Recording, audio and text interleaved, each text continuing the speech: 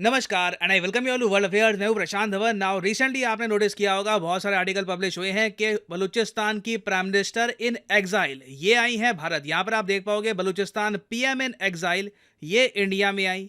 उत्तराखंड को इन्होंने विजिट किया, वहां पर जो गंगा का वीआईपी घाट है वहां पर इन्होंने पूजा परफॉर्म करी है और ये कहा है कि इन्हें इंडिया की सपोर्ट चाहिए ताकि बलूचिस्तान की फ्रीडम का इशू यूनाइटेड नेशंस में पहली बार प्रॉपरली उठाया जा सके। नाउ इनकी डिमांड बहुत ही इंटरेस्टिंग है, देखेंगे इस वीडियो में कि क्या ये पॉसिबल है और गवर्नमेंट इन एग्जाइल बेसिकली होती क्या है। ये पीएम इन एग्जाइल है तो इसका मतलब क्या है, क्या हिस्टोरिकली कई और गवर्नमेंट इन एग्जाइल्स थी।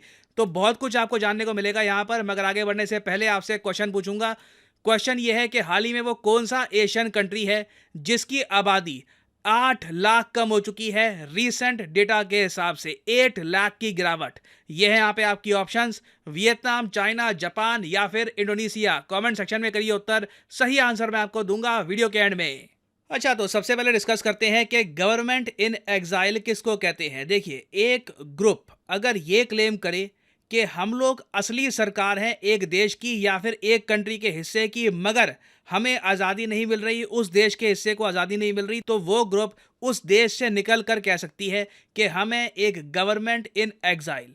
आपने तिब्बत का केस देखा हो, जो सेंट्रल तिब्बतियन एडमिनिस्ट्रेशन है, जिनके खुद के पीएम हैं, इनके मिनिस्टर्स हैं, प्रॉपर गवर्नमेंट है। अगेन, ये ऐसा नहीं है कि ग्रुप बस कुछ लोगों का ग्रुप है।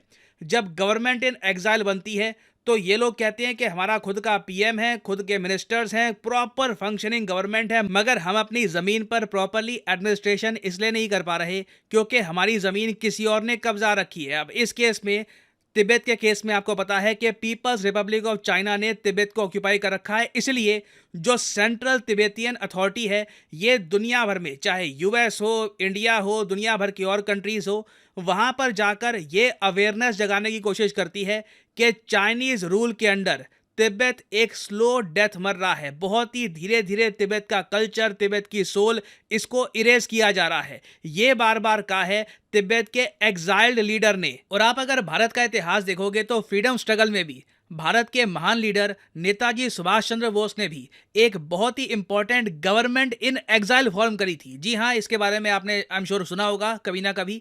गवर्नमेंट इन एग्जाइल, इसको कहा जाता था Azad Hind provisional government. Japanese government ने, जापानीज सरकार ने, उस वक्त जो जापानीज एम्पायर था, उन्होंने ये सरकार एस्टैब्लिश करने में हेल्प करी। इस सरकार के हेड थे सुभाष चंद्र बोस खुद, उसके अलावा मिनिस्टर्स थे, प्रॉपरली एक फंक्शनिंग गवर्नमेंट थी ये।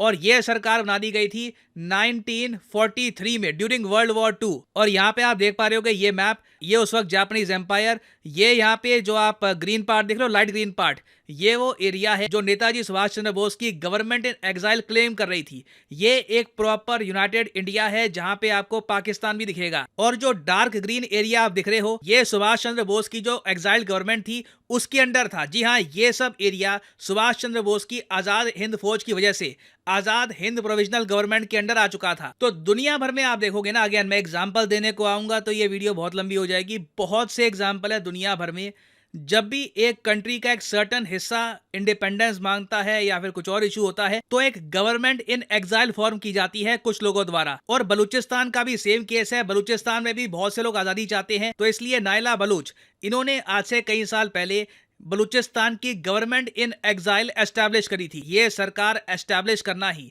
बहुत ही मुश्किल काम था, क्योंकि ऐसा नहीं है कि रैंडमली आपने लोग उठाए, आपने ये कहा कि मैं पीएम, तुम विदेश मंत्री, तुम वित्त मंत्री।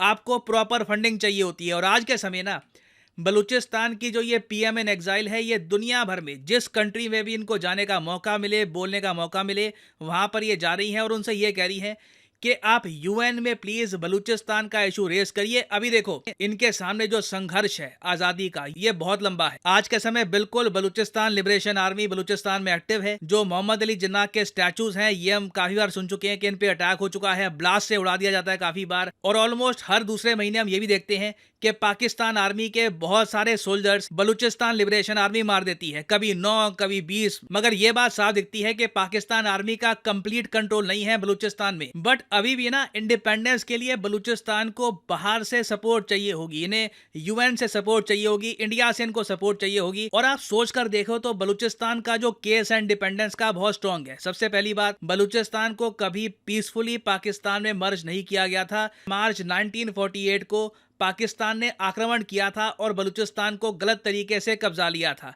आज भी आप देखो तो बलूचिस्तान की एक्सप्लॉयटेशन चल रही है। बलूचिस्तान में बताया जाता है सिर्फ गोल्ड और कॉपर के रिजर्व्स ही 273 बिलियन डॉलर्स के हैं। बाकी और वेरियस रिजर्व्स को काउंट करोगे आप तो कई एस्टिमेट्स बताते हैं कि 600 बिलियन डॉलर की वेल्थ छुपी है बलूचिस्तान में। और पाकिस्तान कोशिश कर रहा है कि इस वेल्थ को एक्सप्लॉयट करके या तो वो चाइना को बेचे या फिर इनका जो डेट इन्होंने ओढ़ रखा है वो कम करे। बट उसके बदले में बलूचिस्तान को डेवलपमेंट के नाम पे कुछ नहीं मिल रहा। और जब बलूचिस्तान के लोग अपने हक की डिमांड करते हैं तो काफी बार उनको पाकिस्तान की आर्मी गायब कर देती है। तब जाके ही इतनी सारी एट्रोसिटीज के बाद, इतने सारे अत्याचार के बाद ही बलूचिस्तान लिबरेशन आर्मी खड़ी हुई है। तो बलूच ह्यूमन राइट्स ग्रुप बहुत ही लंबे समय से यूनाइटेड नेशंस को कह रहा है कि आप कुछ ना कुछ इंटरवेंशन करिए, और कुछ अगर आपको नहीं करना तो एटलीस्ट एक टीम तो भेज दो फैक्ट फाइंडिंग। इस टीम का सिंपली काम यही होगा कि बलूचिस्तान में जाकर देखेगी कि हो क्या रहा है ग्राउंड लेवल पर, व्हाट इज हैपनिंग। मगर आप कह लीजिए यूएन ने डिसाइड कर रखा है कि इस इशू को लेकर कुछ खास एक्शन ये अभी के लिए लेंगे नहीं। सैड बात है। तो अब इसलिए ओनस आता है इंडिया पे। बलूचिस्तान की भी जो ये पीएम इन एग्जाइल है, ये इंडिया को यही कह रही है कि आप यूएन में बलूचिस्तान का इशू रेज करिए। इंडिया के पीएम ने वैसे बाय द वे इससे पहले इंडिपेंडेंस डे स्पीच में ओपनली बलूचिस्तान का मेंशन किया है। और इंडिया एक्चुअली एक बहुत ही स्ट्रॉन्ग वॉइस है। अगर इंडिया बलूचिस्तान का इशू रेज करता है यूएन में, अगेन हम यूएन में ये नहीं कह सकते कि बलूचिस्तान को अलग कर दो। सबसे पहले तो बातचीत यही होगी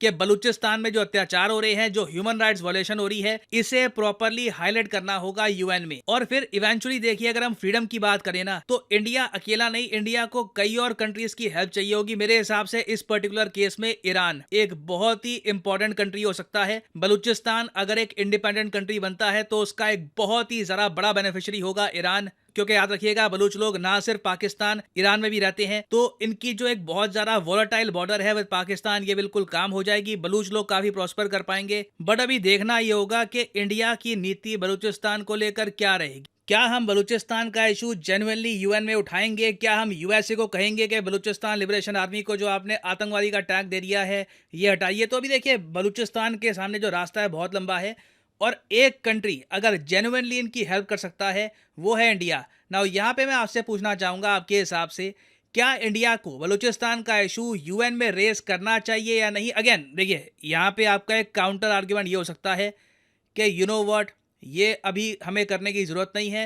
पाकिस्तान इकोनॉमिकली इतना स्ट्रगल कर रहा है, हो सकता है कि अपने आप ही डिसइंटीग्रेट कर जाए, हमें यहाँ पर कुछ एक्शन लेने की आवश्यकता नहीं है। तो आपके यहाँ पर बहुत सारे तर्क हो सकते हैं, लिखिएगा इसके बारे में कमेंट सेक्शन में, मैं जानना चाहूंगा आपके ओपिनियन। नाउ फाइनली वापस आते हैं अपने क्वेश्चन की तरफ कि किस एशियन कंट्री की आबादी हाल ही में 8 लाख गिर गई अचानक से? तो सही उत्तर यहाँ पे है ऑप्शन सी, जापान। जापान की आबादी देखिए तेजी से गिर रही है। अभी के लिए जापान की आबादी है करीब 12.5 करोड़ के आसपास।